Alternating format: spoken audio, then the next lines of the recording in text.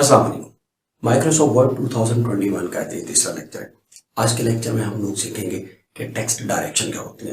English की बात की जाए तो English language left to right लिखी जाती है, लेकिन कुछ लैंग्वेजेस हमारे पास ऐसी भी हैं जो राइट टू लेफ्ट लिखी जाती हैं। अरबिक, फारसी या उर्दू इसकी बेहतरीन एग्जाम्पल्स हैं। ऐसे लैंग्वेज को लिखने के लिए हमारे पास ऑप्शंस मौजूद हैं जिनको हम इस्तेमाल करेंगे माइक्रोसॉफ्ट वर्ड में। साथ में हम लोग देखेंगे कि पैराग्राफ मार्क्स क्या होते हैं। हम एक डॉक्यूमेंट बनाते हैं जो एक बहुत बड़ा डॉक्यूमेंट है, तो क्या हम उस डॉक्यूमेंट के अंदर through out the document fluently लिखते चले जाएंगे? रीडर तो कुछ नहीं समझ पाएगा।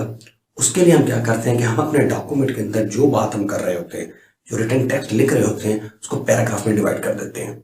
एक टॉपिक खत्म हो जाए, नेक्स्ट टॉपिक ले आते हैं, वो खत्म हो तो नेक्स्ट टॉपिक। इनके लिए हम पैराग्राफ का इस्तेमाल करते हैं। ऐसा नहीं होता कि जब हम पैराग्राफ में बना लें डॉक्यूमेंट तो उसको बेढंग हम ही छोड़ दें, उसको तरतीब ही ना दें, कोई खूबसूरती ही ना दें।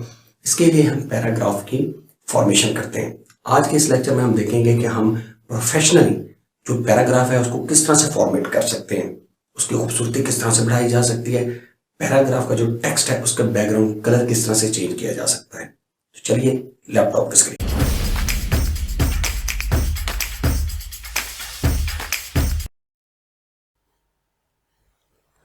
हम अपने लैपटॉप की स्क्रीन पर आ चुके हुए हैं। हम लोग स्टार्ट करेंगे कि टेक्स्ट डायरेक्शन से हम एक छोटा सा सेंटेंस लिख देते हैं। एक quick brown fox jumps over the lazy dog. ये सेंटेंस हम जो लिख रहे हैं, देखें ये लेफ़्ट टू राइट लिखा जा रहा है। अब हम देखते हैं कि हमारे पास एक ऑप्शन है कि हम अपनी लैंग्वेज को डायरेक्शन को चेंज कर सकते हैं। हमने डायरेक्शन पर चेंज किया, अब राइट टू लेफ़्ट लिखेंगे।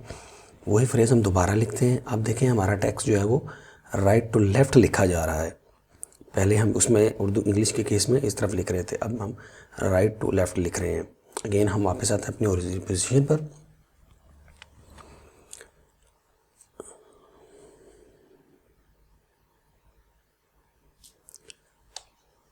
नेक्स्ट हमारे पास ऑप्शन है सॉर्ट का। सॉर्ट के ऑप्शन में देखा जाए तो हम जो लिखते हैं चीज़ें हम उनको असेंडिंग और डिसेंडिंग ऑर्डर में कर सकते हैं, अल्फ़ाबेटिकली भी और न्यूमेरिक्स के हिसाब से भी। हम अब इसको अप्लाई करके देखते हैं कि किस तरह से हम अपने टेक्स्ट को अरेंज कर सकते हैं। इसके लिए हम कुछ टेक्स्ट लिख लेते हैं, अगर रैंडम सा टेक्स्ट ले लेते हैं कोई भी, वो लिखेंगे हम, और हम इसकी कोई तरतीब नहीं रखेंगे, बिल्कुल बेतरतीब लिखेंगे ताकि हमें ये समझने में आसानी हो कि जो सॉर्ट का ऑप्शन है वो किस तरह से काम करता है और हमने इसको किस तरह से मैनेज करना है। हम इसका इफ़ेक्ट देखेंगे। कंप्लीट करने के बाद हम कुछ टेक्स्ट लिख रहे थे वो लिखते हैं और हम इसको कंप्लीट करते हैं। हमने इसमें कुछ लाइंस ऐड कर ली हैं, मज़ीद कुछ लाइंस ऐड करते हैं और अप टू 9 कोशिश करते हैं कि हम लोग इसमें ऐड कर दें। ये सारी लाइंस ऐड करने के बाद हम इस पर अप्लाई करेंगे अपना सॉर्ट का ऑप्शंस और देखेंगे कि सॉर्ट के ऑप्शन को अप्लाई करने के बाद हमारे पास क्या रिज़ल्ट आता है। लेट्स सी हमने कुछ टाइप कर लिया हुआ है और कुछ जो है वो हम मज़ीद टेक्स्ट लिखने की कोशिश कर रहे हैं। इसके बाद लास्ट में हम 3 पर भी एक टेक्स्ट रैंडम नहीं हुआ लिख लेते हैं गुड बाय का। और गुड बाय लिखने के बाद अब हम लोग इस पूरे टेक्स्ट को सबसे पहले सेलेक्ट करेंगे। सेलेक्ट करने के बाद हम सॉर्ट के ऑप्शन पर जाएंगे, क्लिक करेंगे और छोटा सा डायलॉग बॉक्स खुला है। इसमें हमारे पास डिफरेंट ऑप्शंस आ रही हैं। हम इसमें नंबर्स के ऑप्शन पर जो है वो लगा देंगे टेक्स्ट के जबर, क्योंकि इसके शुरू में नंबर्स हैं, और असेंडिंग में कर देंगे। तो देखिए हमारा जो टेक्स्ट है वो अरेंज हो चुका है न्यूमेरिक की बेस पर 1 to 9। अगर हम असेंडिंग की बजाय डिसेंडिंग ऑर्डर पर जाकर क्लिक करें और ऑप्शन लगाएं तो देखिए ये सारे का सारा टेक्स्ट जो है वो रिवर्स हो गया हुआ है डिसेंडिंग ऑर्डर में। अब 9 ऊपर की तरफ है और 1 नीचे की तरफ। इसके साथ हमारे पास नेक्स्ट ऑप्शन है पैराग्राफ का। हमने इसके ऊपर क्लिक किया तो देखिए हमारे पास एक स्पेशल साइन जो है वो स्क्रीन पर नज़र आ रहा है। ये साइन बेसिकली इंडिकेट कर रहा है कि हमारे डॉक्यूमेंट में कहाँ कहाँ इंटर लगाया। हम जहाँ जहाँ इंटर लगाएंगे वहाँ ये साइन बनता चला जाएगा। इसको ख़त्म करते हैं। अब बात करते हैं हम पैराग्राफ की अलाइनमेंट की। तो बेसिकली हमारे पास पैराग्राफ के अलाइनमेंट का जो टूल है उसके लिए हम एक टेक्स्ट लिखते हैं, वही अगेन जो हमने पहले लिखा था, एक brown fox jumps over the lazy dog.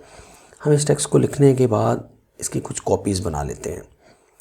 Chand copies बनाने के बाद हम इनको बैक स्पेस के ज़रिए पैच करते हैं आपस में, और प्रॉपरली इनको पैच करने के बाद हम सारे टेक्स्ट को एक ही पैराग्राफ में कन्वर्ट करते हैं। फिर इसकी एक कॉपी करने की कोशिश करते हैं और इसकी एक कॉपी बनाते हैं ताकि हमें स्क्रीन पर जो है वो इफ़ेक्ट नज़र आए जो हम इसके ऊपर क्वेरीज लगा रहे हैं उसका इफ़ेक्ट क्या हो रहा है। हमने इसको कर लिया है। अब देखिए हमारे पास ये टेक्स्ट जो है वो लेफ़्ट टू राइट अलाइन हुआ पड़ा है। हम जैसे ही राइट से अलाइनमेंट पर जाएंगे तो देखिए अब हमारे पास जो है वो लेफ़्ट में ये जो है अलाइन नहीं है, जबकि राइट अलाइन हो गया हुआ है। अब लेफ़्ट पे करें तो लेफ़्ट पे हो जाएगा, सेंटर पे करें तो ये सेंटर लाइन हो जाएगा, और इसके दोनों तरफ से अब ये अलाइनमेंट ख़राब हो गई है। इस यानी कि इसकी दोनों एजेस बराबर नहीं है, ये टेक्स्ट सेंटर हो गया हुआ है।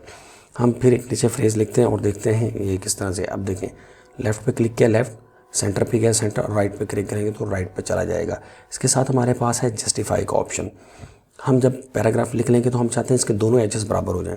हम जस्टिफाई पर क्लिक करेंगे। अब देखें टेक्स्ट के दोनों तरफ के एजेस जो हैं वो बराबर हो चुके हैं बिल्कुल खूबसूरती से।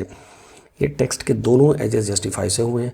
हम टेक्स्ट को सिलेक्ट करते हैं और इसके बाद जो है हम चाहते हैं लाइन स्पेस पर, तो हमारे पास लाइन स्पेस है। हम जितनी लाइन स्पेस में लेना चाहेंगे हमारे पास डिफरेंट ऑप्शन है, 1 2 से लेकर 3 तक। हम जिस पर भी जाएंगे लाइन के अंदर उतनी स्पेस बढ़ती चली जाएगी। हम अपनी रिक्वायरमेंट के मुताबिक इसमें लाइन स्पेस ले सकते हैं।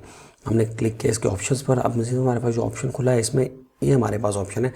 हमारे पास वहाँ पर 3 तक ऑप्शन था, लेकिन यहाँ हम डायलॉग बॉक्स में जाकर 3 से ज़्यादा कर सकते हैं। 3.5 अप्लाई करते हैं।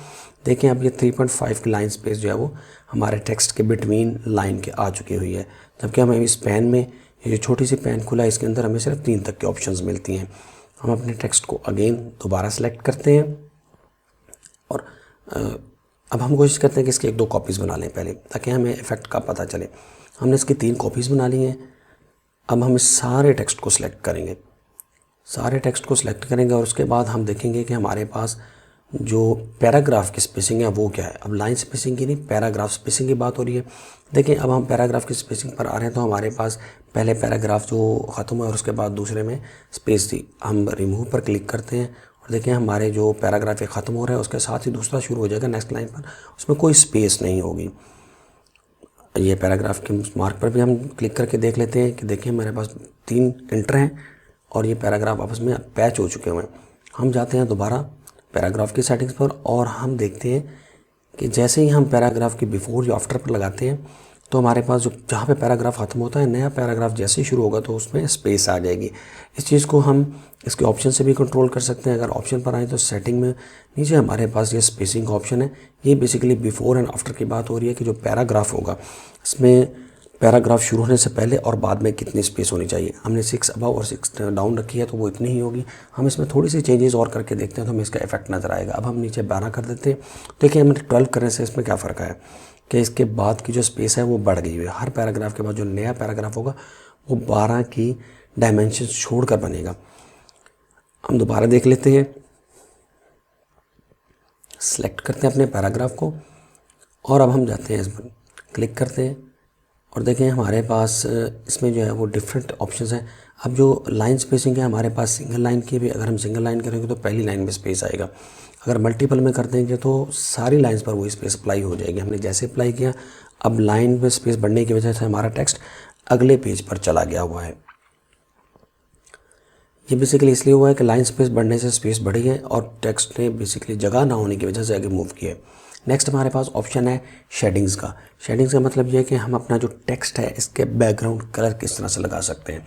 हम शेडिंग के ऑप्शन पर क्लिक करते हैं। हम जिस भी कलर पर मूव करेंगे इस कलर प्लेट के अंदर रहते हुए, तो देखिए जिस कलर पर हम अपना माउस को ड्रैग करेंगे वो कलर जो है उसके पर दिखाई देगा। एक कलर सेलेक्ट कर दिया हमने, हम एक और कलर को सिलेक्ट करते हैं और तीसरे पैराग्राफ को सिलेक्ट नहीं करते बल्कि कुछ टेक्स्ट को सिलेक्ट करने के बाद हम यहाँ पर इस पर अप्लाई करते हैं। अब देखिए यहाँ पर ये पैराग्राफ पर सिलेक्ट नहीं टेक्स्ट नहीं लगा बल्कि ये थोड़े से टेक्स्ट पर लगा है।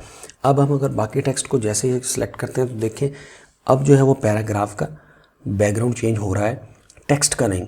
इसकी वजह यह है कि जब हम बैकग्राउंड का जो टेक्स्ट है उसका करना चाहेंगे तो हम जस्ट पैराग्राफ पर क्लिक करके अप्लाई कर देंगे, लेकिन जब हम सिलेक्ट करेंगे किसी भी पैराग्राफ के अंदर थोड़े से टेक्स्ट को तो वो टेक्स्ट का बैकग्राउंड सेलेक्ट होगा और उसके बाद जब हम पैराग्राफ पर दोबारा कलर लगाएंगे तो फिर वो पैराग्राफ पर कलर लगेगा और इस तरह एक पैराग्राफ पर 2 कलर जो अप्लाई हो जाएंगे।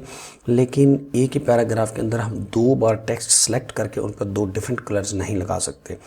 एक पैराग्राफ पर हम एक ही टेक्स्ट लगा सकते हैं। इसको रिमूव करते हैं, हम दोबारा इसको देखते हैं कि हम जो एक टेक्स्ट है उस पर एक ही कलर अप्लाई कर सकते हैं। रिमेनिंग जो इस टेक्स्ट होगा इस पूरे पैराग्राफ का, हम उसको फिर एक ही कलर दे सकते हैं बैकग्राउंड पर। तो जब हम इसको अप्लाई करेंगे, ये देखें इसी तरह अप्लाई हो जाएगा। हम रेंडमली इसके ऊपर सेलेक्ट करके अप्लाई कर रहे हैं तो ये अप्लाई हो रहा है। हम मल्टीपल कलर नहीं लगा सकते। हम अगर चाहें तो कलर चेंज कर सकते हैं। हमारे पास कलर प्लेट है, हमने इस पर क्लिक किया और देखें हम जैसे ही इस पर जाते हैं हमें डिफरेंट ऑप्शन मिलते हैं। हम कस्टम डिज़ाइन करते हैं और इस ड्रैग करके माउस की मदद से हम जो है कलर कोई भी हो इसको सिलेक्ट कर सकते हैं, जो कि हमारे पास ऑलरेडी पेन में मौजूद नहीं है, कलर पेन के अंदर। तो ये कलर हमारे पास नहीं है, हम इसको अप्लाई करते हैं, ये हो गया। अब देखिए हम जब आते हैं तो हमारे पास ये कलर चेंज हो रहे हैं। जो कलर हमने यूज़ किया था वो नीचे यहाँ आ रहा है। ये देखें इस पेन में हमने रिसेंटली जो यूज़ किया था वो हमारे पास नीचे आ रहा है।